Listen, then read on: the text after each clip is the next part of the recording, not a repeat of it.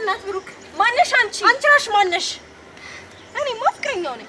ፍቅረኛው እኔ ደግሞ ባለቤቱ ነኝ የልጁ እናት እጅ ለዛ በእናትሽ ብሩኬን እንደዚህ አይነት ቀለይ መቼኝ ፍራንክና ጭራሽ ነኝ ወደዛ አንተ ነኝ የምታሰድበኝም የምታስነቀኝም